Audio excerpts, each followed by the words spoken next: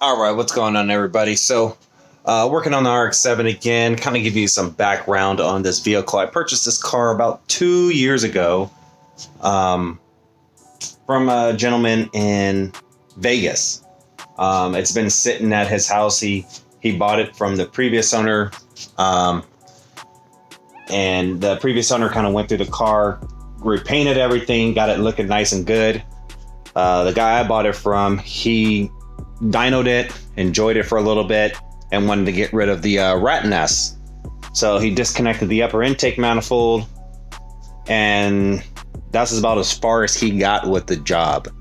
He let it sit for about a year and a half because he had other vehicles. That he had like a turbo Porsche with like 700 horsepower, and then like a 1400 horsepower GTR. So this was just something that he wanted.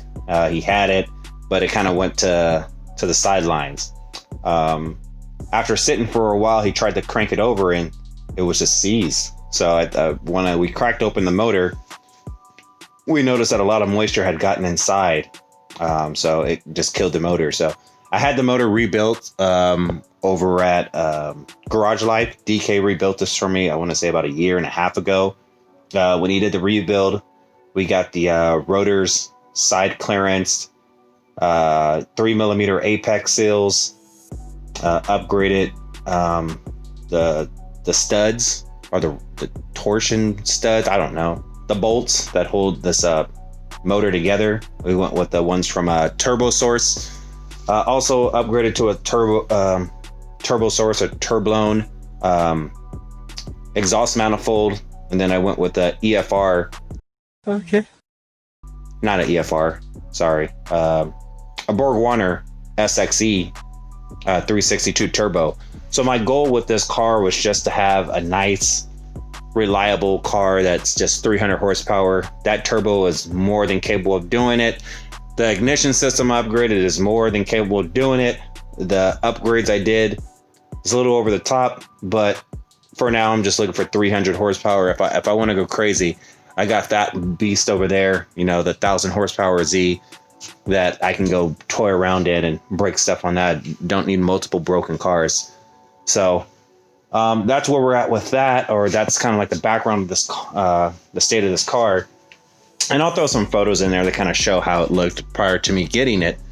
So when I first got the car, I verified everything worked. The headlights worked, taillights worked, both the windows rolled down, up and down, the sunroof opened up. I was great, everything works. Kind of fast forward to where we are now. I got the Haltech installed, and just for messing around, I decided to try to get the or turn on the vents just to see if there was any leaves or anything that had fallen in there, and it didn't turn on. So now I'm going to diagnose what has happened, because it worked prior and now it doesn't. So we're going to get into that. So we're in the car, got it on, no blower, nothing. Hazards work, but that's it. The dimming switch works, so we'll turn on the lights. Oh. Turn on the lights, dimmer works. Turn on the light.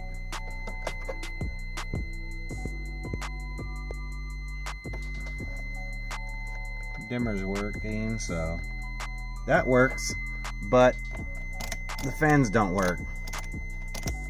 So turn that off for now.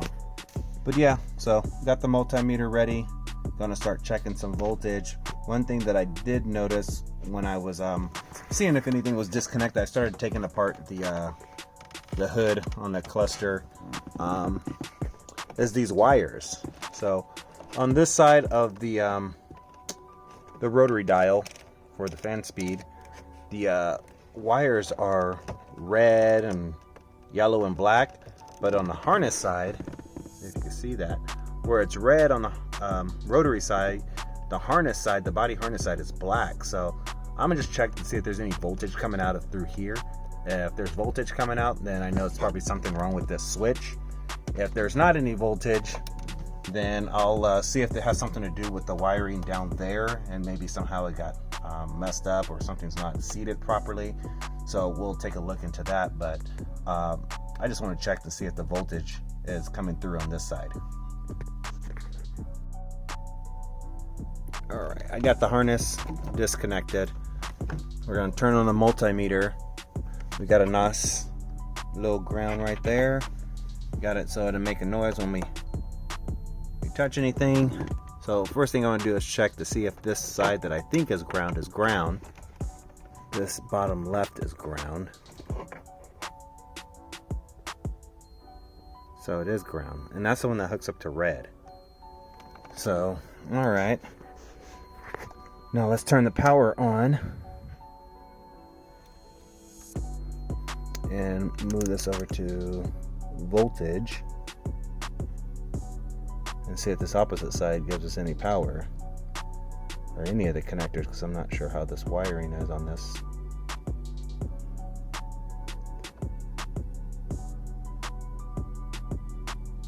A little something, but yeah, no power coming out. Oh. Yeah, no power coming out of those. So next thing I'm gonna jump into the fuse boxes and check out those and see if any of those have anything blown on them. So go to this one up here. There's 3. I don't have a label up here. So head EGI retractor B2, AC, that's a relay. That's just for air conditioning. That would just trigger for the air conditioner, the compressor. So let's tie that all in. So there's another fuse box down here. We could check out that one.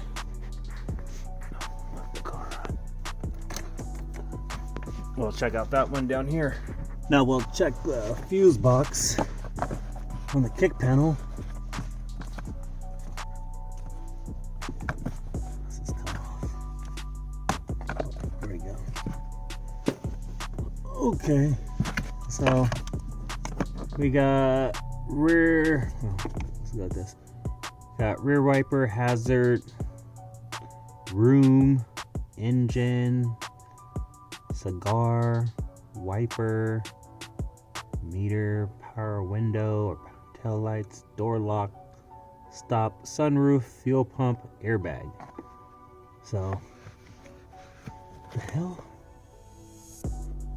This thing has fuses in it. For the sunroof, it has a 30 amp and it's like one of those micro ones.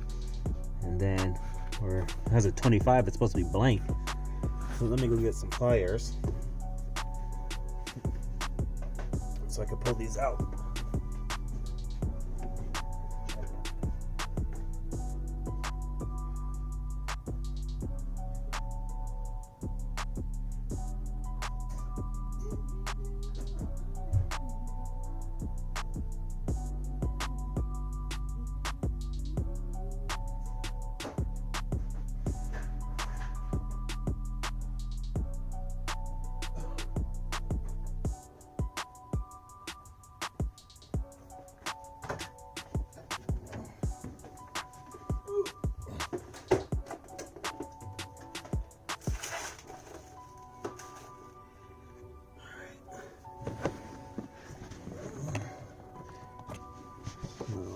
See, this one's for the sunroof, and it's supposed to be 15.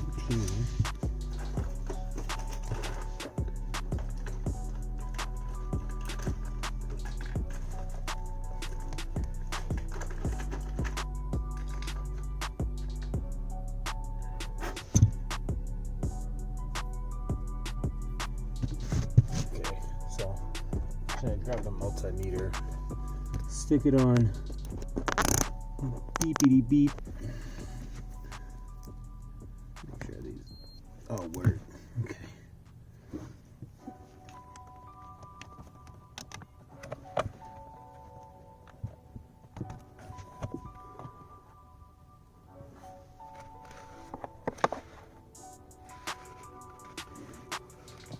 something goes here. Looks like there needs to be something here. I'll look that up, but let's get this blank one out here, this micro fuse. Yeah, like who does that? So that's a micro, and this is a regular size fuse. So get rid of that. Now use the multimeter and just test each one. That's good. Just put that one in. Good. Good. Good. Good. Good.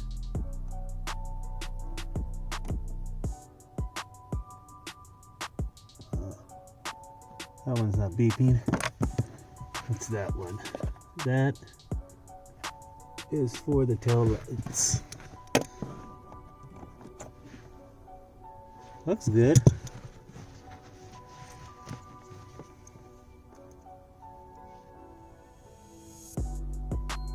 Okay, it looks good. It's supposed to be a 15, so we'll replace it with a better quality one. This is one of those cheap ones. You can tell just by the way it feels. It's a cheap one. We'll keep moving along. This one's for the door locks. That's good.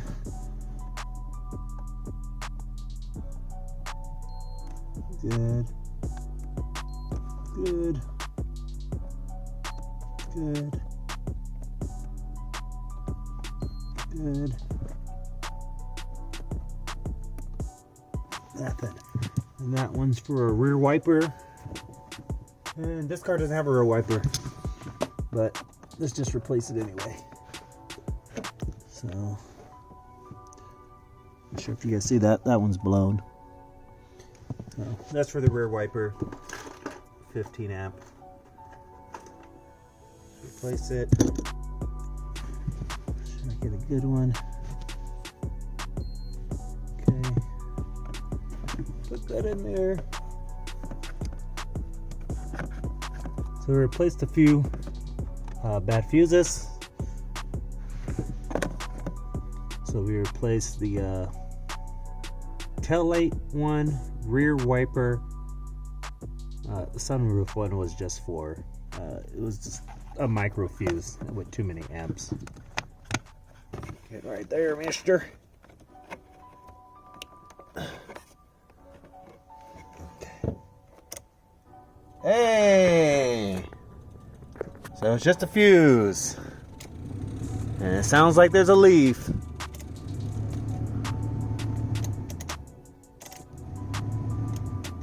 So it's all back to working. Alright, perfect. So since I don't want to hear that leaf sound, we'll take that apart. See what all it needs. Also, I got these door cards. Don't know if you guys saw the previous video, but I initially bought these tan ones for the car, and then I was going to get them reupholstered in black. And then I found another set that were black, but I didn't read the fine print. They were just painted black. So I got two sets of tan ones that didn't really need. So I'm gonna figure out, I'm gonna piece together, put together a good set, and the other set I'll get rid of. All right. Where is the blower? All right, here's the blower. Looks like it's held in 1, 2, 3 screws. Looks like it's a store. Looks like, I would say about an 8mm, so 8mm, and then has a connection back here. Oh, that slinky dinky. Down.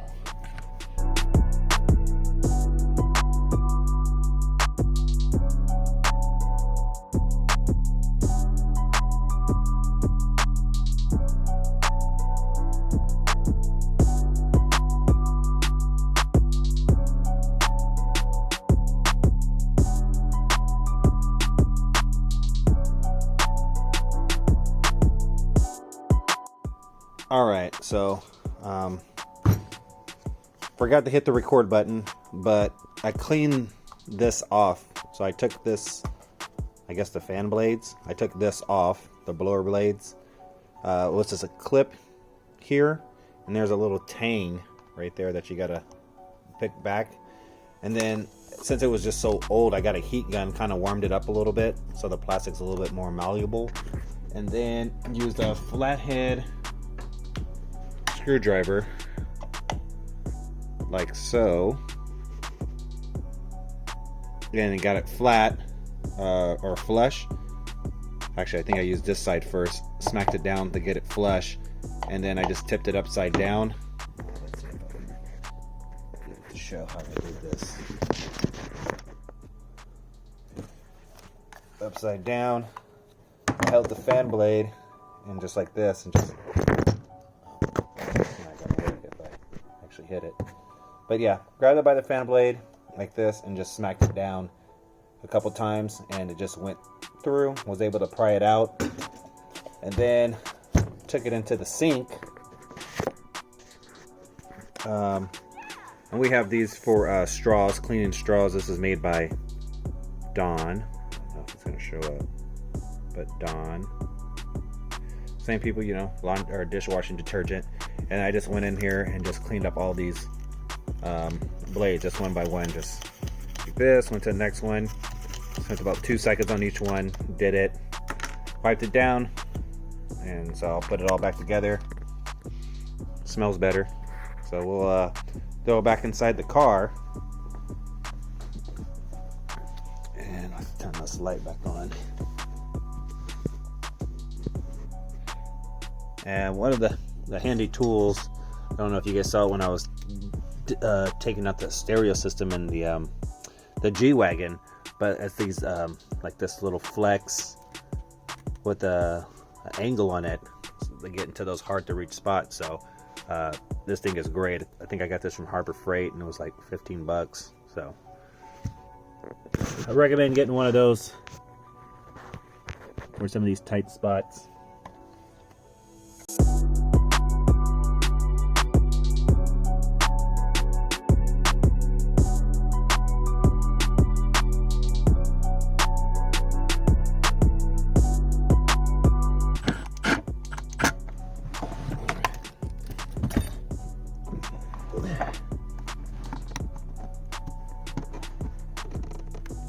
And it's loose because I don't have, there's supposed to be a bolt right here, but that holds the factory ECU. So when I took it apart, so this part goes up in here, so that bolt's missing. But once it's back in, it'll all be sturdy. And I took out some of these bolts back here too. So, all right, now let's see.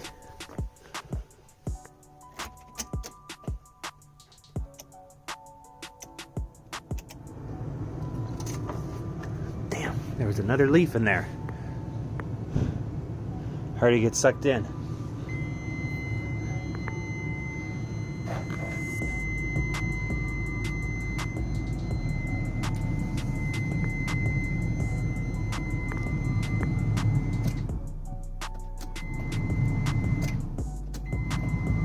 Okay, well, don't hear it.